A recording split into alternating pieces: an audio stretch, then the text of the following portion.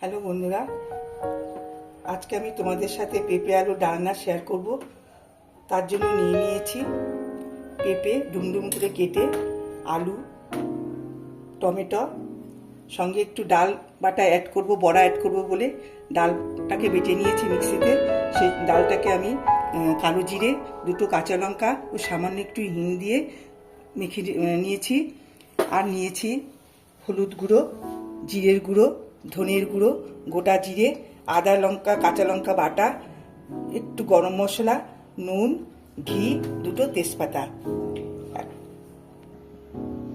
কড়াইটা বসিয়ে দিয়ে তেল দিয়ে দিয়েছিলাম। তেলটা আমার গরম হয়ে গেছে। এবার আমি ডাল বাটাটাকে আস্তে আস্তে বড়া করে নেব।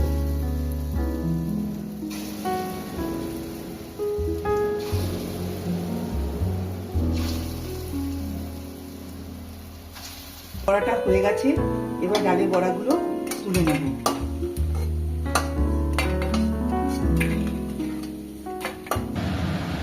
বন্ধুরা, তেলটা গরম হয়ে গেছে। তেলের মধ্যে এবার আমি আস্তে আস্তে ফোড়নগুলো দিয়ে দেবো। দিয়ে দিলাম সাদা জিরে, তেজপাতা, আদা আর কাঁচা লঙ্কা পেস্ট, কাঁচা লঙ্কা বাটাটা পেস্টে দিয়ে দিলাম টমেটো কুচি।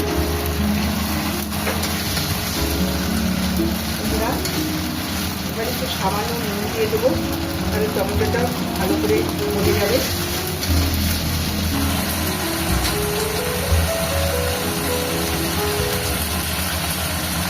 টমেটোটা একটু মজে নিতে এবার দিয়ে দেবো পরিমাণ মতো জিরের গুঁড়ো, একটু ধনের গুঁড়ো, পরিমাণ মতো হলুদ আর একটু সামান্য গরম মশলা দিয়ে দেবো। বন্ধুরা, নামানোর পরেও সামান্য একটু দেবো। এখনও গরম মশলা দিয়ে ভালো করে নাড়াচাড়া করে কষিয়ে নেবো মশলাটা। মশলাটা কষানো হয়ে গেছে, তেল ছেড়ে দিয়েছে। এবার আমি পেঁপে আর আলুটা একসাথে দিয়ে দেবো। দিয়ে ভালো করে নাড়াচাড়া করবো যতক্ষণ না মশলার সাথে পেঁপে আলুটা মিশে না যায়।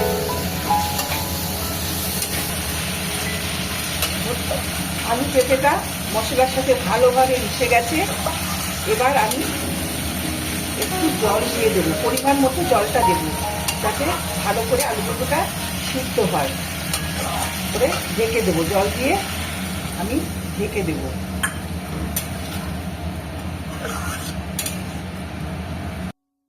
এবার ঢাকনাটা আমি খুলবো। খুলে দেখছি তরকারিটা হয়ে গেছে। এখন আমি বড়াটা ভেজে রেখেছিলাম, বড়াটা আমি দিয়ে দেব।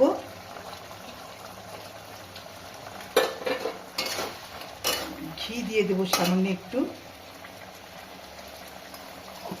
আর গরম মশলা আমি আগেই দিয়েছিলাম, এই জন্য এখনো একটু সামান্য দিয়ে দেবো।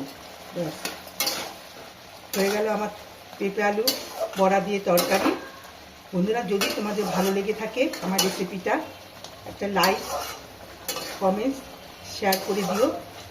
আর সব বন্ধুদের জানাচ্ছি আমাকে একটা সাবস্ক্রাইব করো, তাহলে নোটিফিকেশানগুলো সব পৌঁছে যাবে তোমাদের কাছে।